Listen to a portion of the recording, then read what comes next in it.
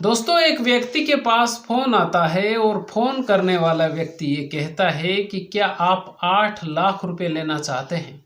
Phone receive करने वाला व्यक्ति ये पूछता है कि आप कौन साहब बात कर रहे हैं और कहाँ से बात कर रहे हैं। तो फ़ोन करने वाला व्यक्ति कहता है कि हम नेशनल लेवल की कंपनी से बात कर रहे हैं और आपको 8 लाख रुपए का इनाम दिया जाएगा अगर आप किसी महिला को प्रेग्नेंट कर देते हैं।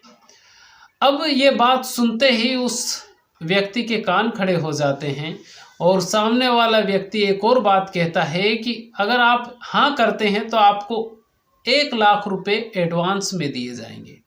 ये बात सुनते ही वो धीरे धीरे बातचीत करने लगता है और बातचीत करते करते वो कब उस जंजाल में फंस जाता है उसको समझ में ही नहीं आता है और धीरे धीरे फ़ोन करने वाले लोग उससे 2,26,000 रुपये ऐंठ लेते हैं और बाद में 10 लाख रुपए की डिमांड करते हैं कि अगर आप 10 लाख रुपए नहीं देंगे तो उसको अलग अलग तरीके से धमकाया जाता है, पुलिस केस की धमकी दी जाती है। ऐसे बहुत जब वो ज़्यादा डर जाता है तो फिर एक वकील के संपर्क में आता है। लेकिन दोस्तों, आज की जो कहानी है ये मुझे लगता है नई कहानी नहीं हो सकती। ऐसे कई फ्रॉड हिंदुस्तान में चल रहे हैं, लेकिन ये प्रेग्नेंट करने वाला जो मामला है जिसमें 8 लाख रुपए दिए जाएंगे या 13 लाख रुपए दिए जाएंगे, ये देश के पहले मामले हैं। और आपके पास भी ऐसे कॉल आते होंगे, फर्जी कॉल आते होंगे, लेकिन ऐसे कॉल बहुत कम लोगों के पास आए होंगे। और आज की कहानी सुनने के बाद में आप एक तरह से सचेत हो जाएंगे। तो इस वीडियो को अंत तक ज़रूर सुनिएगा, क्योंकि ये एक ऐसी सच्ची कहानी है जिसमें वो व्यक्ति खुद इतना डर जाता है कि अब वो क्या करे, और उसके बाद में फिर वो पुलिस के पास जाता है। लेकिन जो फ़ोन करने वाले लोग होते हैं वो पुलिस का जितना भी वेरिफिकेशन होता है वो पूरा ही उसको पहले ही सेंड कर देते हैं कि ऐसा ऐसा होगा, क्या करने वाले हैं, ये मतलब पूरी ऐसा वो लोग जाल बिछाते हैं कि वो व्यक्ति समझ ही नहीं पाता है कि उसके साथ क्या हो रहा है। नमस्कार, मेरा नाम है मोहन अहिरवार और आप देख रहे हैं खबर तमारी इंडिया का यूट्यूब चैनल। दोस्तों, आज की जो सच्ची कहानी है ये राजस्थान प्रदेश के बीकानेर शहर की है या बीकानेर ज़िले की है। बीकानेर ज़िले के नोखा गांव के अशोक कुमार के पास एक कॉल आता है। कॉल करने वाला व्यक्ति कहता है कि इधर से बोलते हैं कि हेलो, फिर इधर से आवाज़ आती है हेलो। जब ये कॉल रिसीव करते हैं तो सामने वाला पहली ही बार में ये कहता है कि क्या आप 8 लाख रुपए लेना चाहते हैं। वो व्यक्ति ये पूछता है कि आप कौन सा बात कर रहे हैं। सामने वाला व्यक्ति कहता है कि हम नेशनल लेवल की कंपनी से बात कर रहे हैं और अगर आप किसी महिला को प्रेग्नेंट कर देते हैं तो आपको 8 लाख रुपए का इनाम दिया जाएगा। और थोड़े से ही अशोक कुमार सुनते हैं, उसके बाद वो व्यक्ति ये कहता है कि आपको 1 लाख रुपए एडवांस में दिए जाएंगे। जब ये बातचीत इनकी चलती रहती है फिर अशोक कुमार ये कहते हैं कि मुझे इसके लिए क्या करना होगा। तो वो व्यक्ति कहता है कि आपसे अगर आप हाँ कहते हैं तो आपकी उस महिला से बातचीत करवाई जाएगी और बातचीत करवाने के बाद में अगर आपको 1 साल तक उस महिला के साथ रहना होगा और 1 साल के अंदर अगर आप उस महिला को प्रेग्नेंट कर देते हैं तो आपको 8 लाख रुपए का इनाम दिया जाएगा। अशोक कुमार 2 बच्चों के पिता थे, घर से इतने मजबूत नहीं थे, लेकिन वो एक लालच में फंस जाते हैं और वो सोचते हैं कि 1 लाख रुपए तो एडवांस मिलने ही वाला है और 8 लाख रुपए 1 साल के बाद मिल जाएंगे। और एक तरह से उनको लालच आ जाता है कि महिला के साथ रहने का मौका भी मिलेगा और अच्छी जगह पर उसको जाने का मौका मिलेगा। इस तरह से अशोक कुमार उस लालच में फंस जाते हैं। जब ये लालच में फंस जाते हैं तो वो व्यक्ति कहता है कि मैं आपको 2 दिनों के बाद में फिर से कॉल करूँगा और आप तैयार होके फिर से आप जवाब दीजिएगा कि आपको ये काम करना है या नहीं करना है, क्योंकि आप आपकी जो बात है उस महिला से करवाई जाएगी, उसके पति से आपकी बात करवाई जाएगी और ये पूरा रजामंदी से काम होगा। इसमें पुलिस वेरिफिकेशन होगा, पुलिस के मतलब क्योंकि वो कहता है कि ये जो कंपनी है ये नेशनल लेवल की है और ऑल इंडिया जॉब प्रेग्नेंट नाम से ये कंपनी है। इस तरह से वो फर्जी तरीके से एक कंपनी का नाम बताता है। अशोक कुमार के पास 2 दिनों के बाद फिर से कॉल आता है और अशोक कुमार से पूछा जाता है कि क्या आप तैयार हैं। अशोक कुमार कहते हैं कि हाँ जी वो तैयार हैं और इसके लिए आप वो सामने वाला व्यक्ति कहता है कि आप उस महिला से बात कर लीजिए जिस महिला के साथ आपको 1 साल तक रहना है।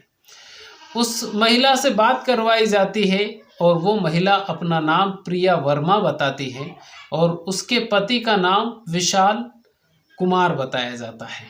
दोनों पति पत्नी से वो अशोक कुमार बातचीत करते हैं और बातचीत करने के बाद में प्रिया वर्मा कहती है कि जो ये कंपनी वाले कह रहे हैं वैसा आपको करना पड़ेगा। उसके बाद में आपको मुंबई में उसके साथ में 14 नवंबर 2023 से 14 नवंबर 2024 तक उसके साथ आपको रहना पड़ेगा।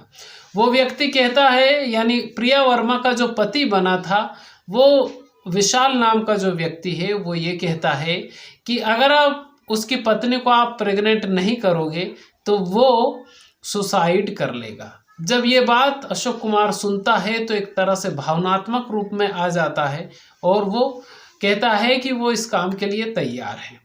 फिर जो फ़ोन करने वाला व्यक्ति होता है वो कहता है कि इसके लिए सबसे पहले आपको रजिस्ट्रेशन के 500 रुपये देने पड़ेंगे, कंपनी में रजिस्ट्रेशन आपको करवाना पड़ेगा।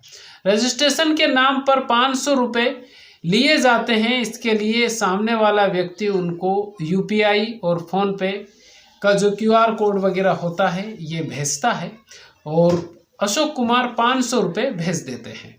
उसके बाद में अशोक कुमार से ये कहा जाता है कि अब 500 रुपये का एग्रीमेंट लगेगा, उस एग्रीमेंट के पैसे भी आप ही को देना पड़ेंगे।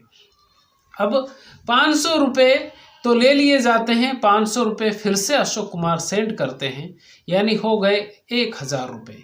उसके बाद में अशोक कुमार के पास एक एग्रीमेंट भेजा जाता है, उसमें मुंबई का पूरा एड्रेस होता है और फर्जी पुलिस के हस्ताक्षर होते हैं। फर्जी पुलिस वाला उसमें वर्दी वाला एक व्यक्ति होता है। यानी जब ये सब चीज़ें अशोक कुमार को भेजी जाती है तो अशोक कुमार ये सोचने लगते हैं कि जो वो काम करने जा रहे हैं ये एक जेन्युइन काम है और इसमें कोई फर्जीवाड़ा नहीं है।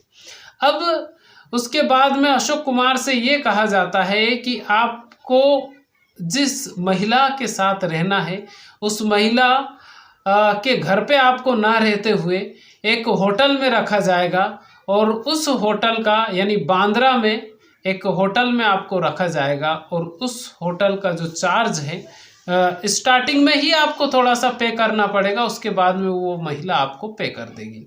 इस काम के लिए 10,500 रुपये फिर से ठग लिए जाते हैं, यानी 1000 वो हो गए, 10,500 ये, यानी कि ऐसे करके छोटे छोटे अमाउंट वो जो फर्जी लोग होते हैं वो ऐसे करके उस अशोक कुमार नाम के व्यक्ति से 2,26,000 रुपये ऐंठ लेते हैं, ठग लेते हैं। जब 2,26,000 रुपये वो लोग ले लेते हैं और 2,26,000 रुपये जब अशोक कुमार की जेब से चले जाते हैं तब अशोक कुमार को एहसास होता है कि अभी तक वो उनके गांव में नोखा में ही है और 2,26,000 रुपये उनकी जेब से जा चुके हैं। यानी उनके साथ जो हो रहा है वो ठगी हो रही है और उनसे पैसे ऐंठे जा रहे हैं। ये बात जब अशोक कुमार अपने मन में सोचते हैं तो वो सोचते हैं कि उनके जेब से 2,26,000 रुपये चले जाते हैं और वो कहते हैं, सामने वाला जो फ़ोन करने वाला व्यक्ति होता है वो ये कहता है कि अब आप 10 लाख रुपए सेंड कर दीजिए, क्योंकि अशोक कुमार से वो सारे एविडेंस, सारे प्रूफ वो जो फर्जी लोग होते हैं वो ले लेते हैं और उसी के नाम पे फिर अशोक कुमार को धमकाना शुरू करते हैं। वो कहते हैं कि अगर आप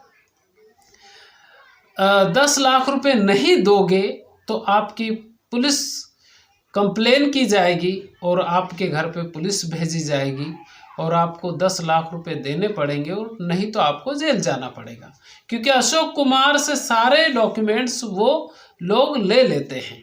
अब ऐसे में अशोक कुमार डर जाते हैं और घर पे भी उदास से रहते हैं, क्योंकि अशोक कुमार की जो हालत है वो दिन पे दिन एक तरह से खाना कम खाना और घर वालों से बताना नहीं, क्योंकि जब व्यक्ति गलत करता है तो खुद ही मन में सोचता रहता है और किसी को भी वो बताता नहीं है कि उसके साथ में क्या हो रहा है।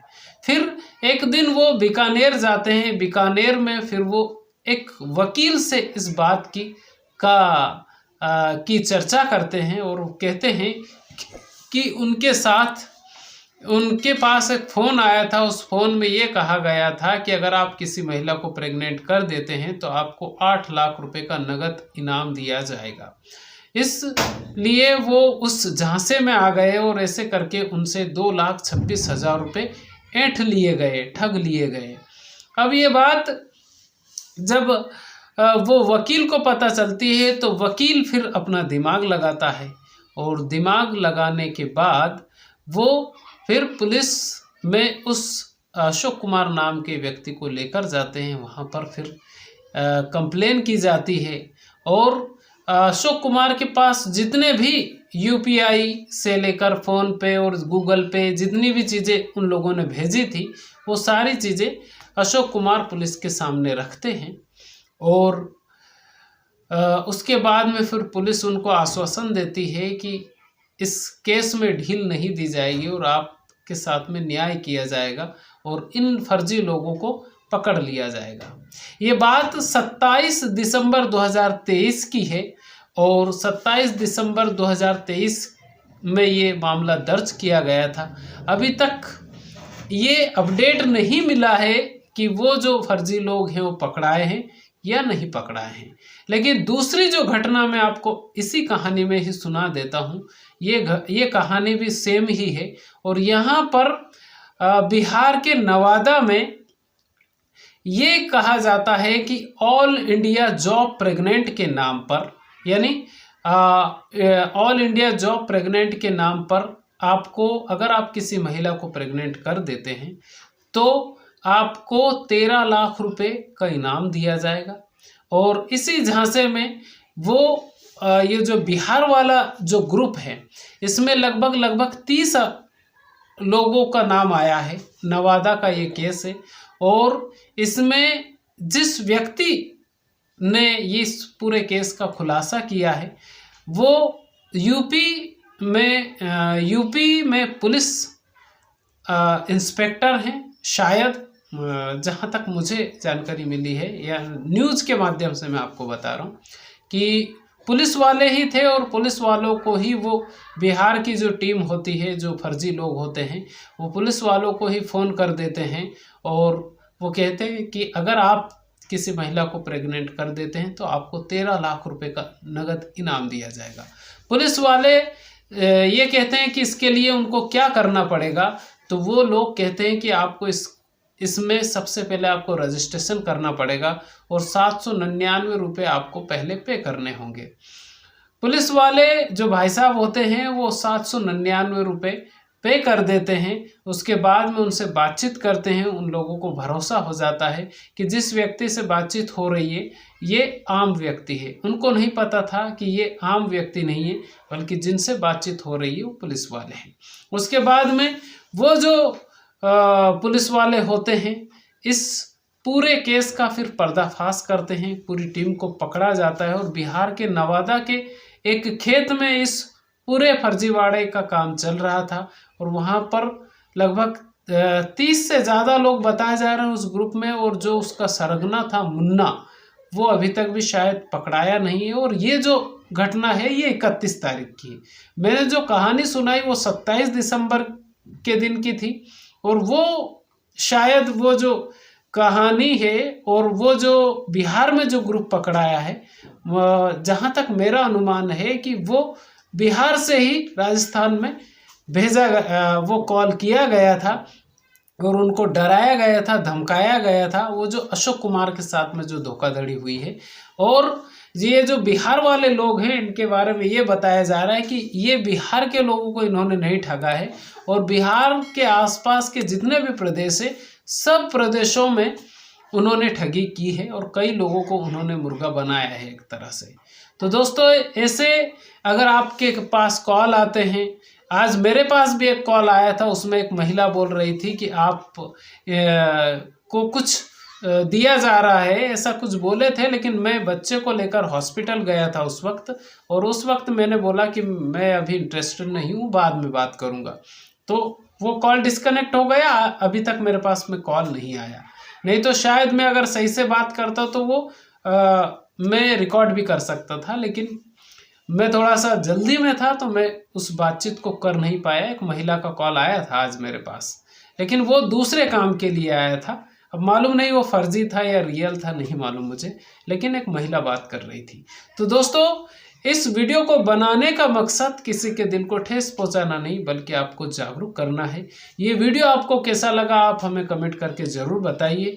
चैनल पर पहली बार आए हैं तो चैनल को सब्सक्राइब जरूर कर लीजिएगा। खुश रहिए, अपने माता पिता का ख्याल रखिए। अगर आपके घर में आपके दादा दादी हो तो 24 घंटे में 1 घंटा आप उनके पास जरूर बैठिए, क्योंकि वो जो आपको नॉलेज दे सकते हैं, वो जो आपको संस्कार दे सकते हैं, दुनिया की कोई यूनिवर्सिटी, कोई स्कूल कॉलेज ऐसे संस्कार नहीं दे सकता जैसे संस्कार हमारे घर के बड़े बुजुर्ग दे सकते हैं। तो खुश रहिए। बहुत बहुत धन्यवाद आपका।